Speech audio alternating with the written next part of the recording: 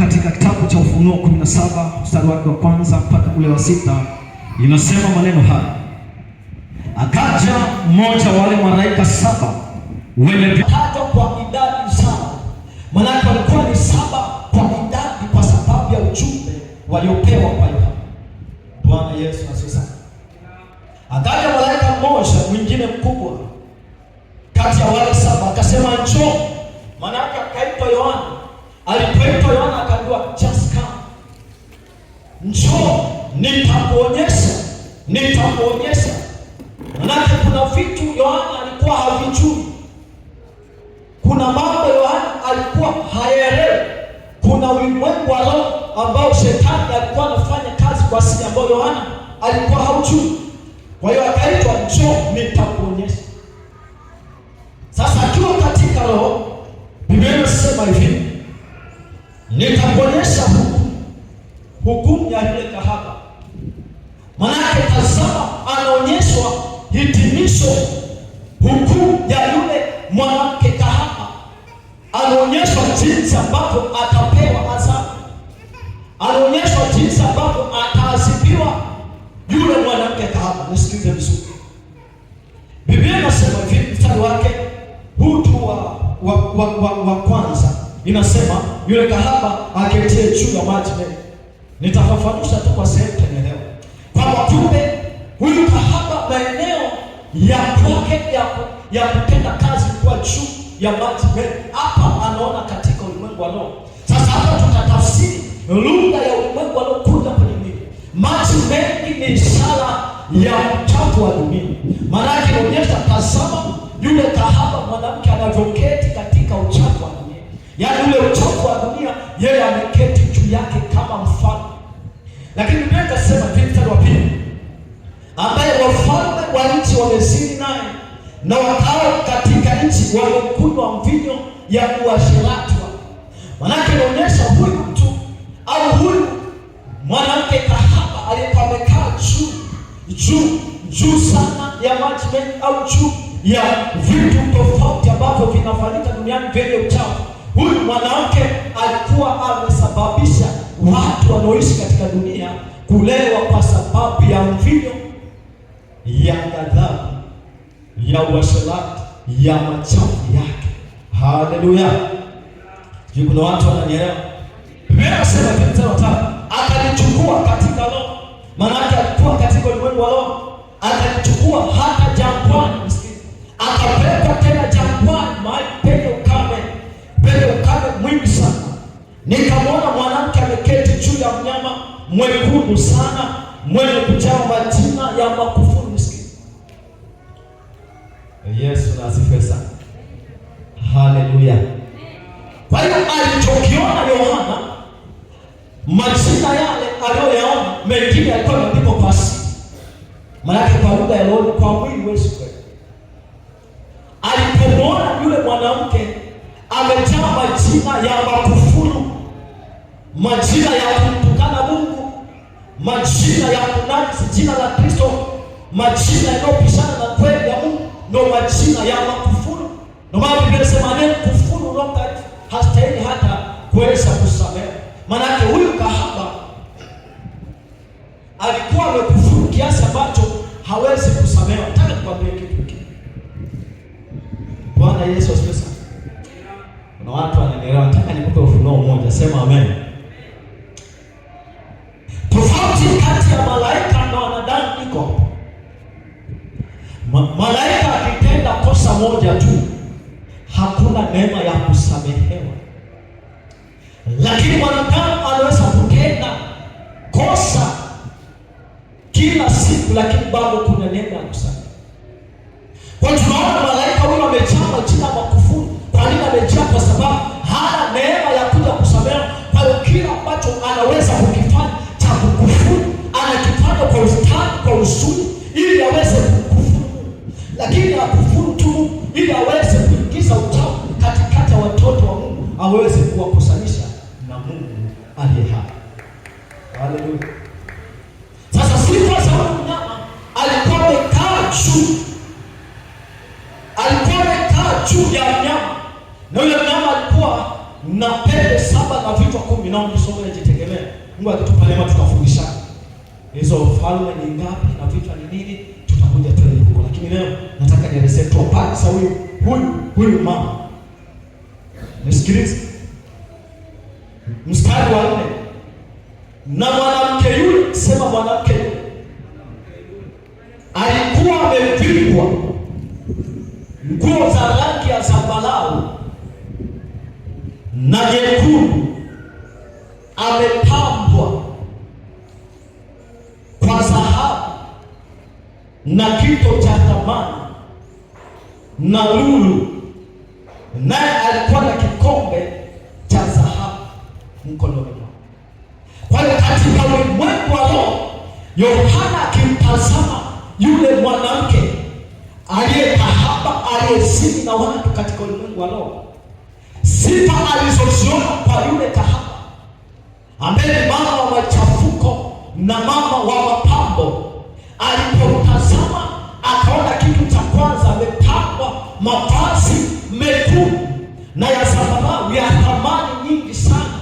Lakini kitu cha pili, amejivika vitu vya thamani vya lulu na dhahabu na vitu vingine. Kwa tunaona vitu ambavyo Mtume Petro anavikataa. Nisikilize, sijui tutawezaje kuchana huu haraka, lakini naomba msikilize. Narudia tu ili uweze kuelewa kwa waliotoa shuhuda, na nataka niongezee. Biblia inasema Petro kwanza 3:1, kadhalika ninyi wake watii waume zenu, kusudi kwako mtu asiamini aweze kuvutwa kwa lile neno ambalo liko ndani ya mioyo yenu. Anapoona matendo yenu mema anavutwa, hata kama aje kanisani hujamhubiria, anapoona matendo anavutwa. Lakini mstari wa 2 sema, wakutazama mwenendo wenu safi na wahofu, kujipamba kwenu kusio kujipamba kwa nje.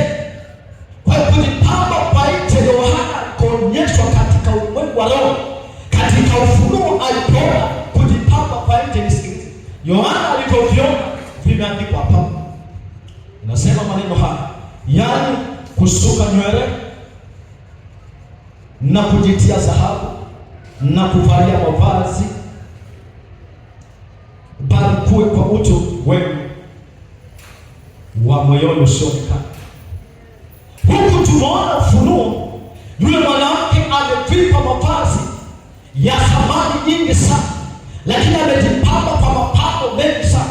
Maanake unapokuwa unajipamba wewe katika ulimwengu wa roho, unaonekana sawa na huyu mwanamke. Na watu hawajanielewa. Haleluya. Au Biblia zenu ni tofauti na za kwangu. Kwa hiyo unapokuwa umejipamba mapambo yoyote ambayo yanakuvutia mbele za Mungu, unaonekana umenyweshwa kikombe cha uasherati wa huyu mama. Manake si wewe, bali ni lile roho ya shetani ambayo inakutumikisha. Lakini wachache watanielewa. Lakini kwa jina la Yesu, kiwepo mtu unayefuatilia mafundisho haya, ni neno la Mungu. Kwa hiyo Petro wakati anaonya, alikuwa anaonya akijua katika ulimwengu wa roho Yohana amekwisha kufunuliwa vitu kwamba hivi si asili yetu. Akamwambia sasa, kanisa, msijipambe kwa mapambo haya. Haleluya. Na waraka wa Petro unaanza. Waraka wa Petro unaanza.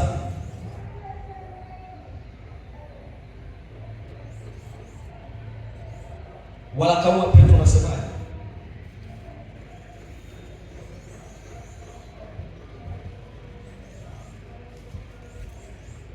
Unasema msijipambe kwa mavazi ya kidunia. Kwa nini? Yako mavazi watu wanaenda kugharamia milioni 1 kwa ajili ya sherehe tu, na baada ya sherehe hawezi kuyavaa tena. Mtu anagharamia mavazi kwa ajili ya tukio fulani, lakini mavazi haya hawezi kuyavaa. Kuna mavazi watu wameburu. Fuatilia tu mtandaoni kama unasikia. Angalia mavazi labda ya sendo yanayofanyika, ni uchafu na ni kitu cha aibu. Huko nje acha wafanye, ila ndani tubadilike. tuliwahi kufanya, basi tuweze kubadilika. Shalom, shalom. Basi tunaenda kwenye ujumbe wa siku ya leo. Nilikuwa ninakazia tu hapo, twende kwenye ujumbe wa leo. Kama naandika mikakati ya kufanya baada ya kutubu sana ili uishi maisha matakatifu. Mikakati ya kufanya baada ya kutubu sana ili uishi maisha matakatifu. Naomba nisikilize, hili ni somo muhimu sana kwa kipindi hiki tulicho nacho. Mikakati ya kufanya baada ya kutubu sana ili uishi maisha matakatifu. Wokovu lazima uwe na mikakati. Naomba nisikilize na kunisikiliza tena ili uweze kuelewa ujumbe huu na kisha uweze kuishi kwenye maisha ya utakatifu kwa kiwango ambacho kinastahili. Yako mambo ambayo lazima kanisa lifundishwe katika mchakato wa dhambi iishe ndani ya mtu. Kuna hatua lazima mtu azifanye, na niliwahi kufundisha hatua kama huko nyuma kwa waliokuwepo. Wenda wengine walishasahau, lakini nitakuonyesha tu kwa haraka vitu gani vinafanyika ili mtu aweze kuonekana ametubu kila. Jambo la kwanza ni kuungama dhambi zake. Hayo tu mambo ya kuzingatia. Kuungama ni kwenda mbele za Mungu na kusema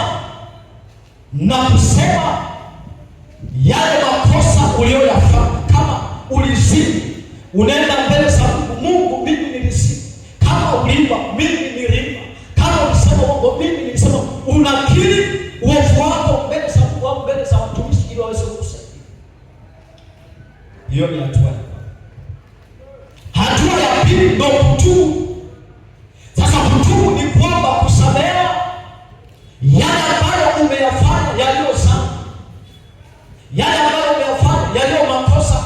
Unamwambia Mungu, nilifanya jambo hili, sasa naomba unisamehe ili uovu wangu uweze kufutwa. Kwa hiyo wengi wanaenda mbele za Mungu wakitaja makosa yao, lakini hawaombi kutubu.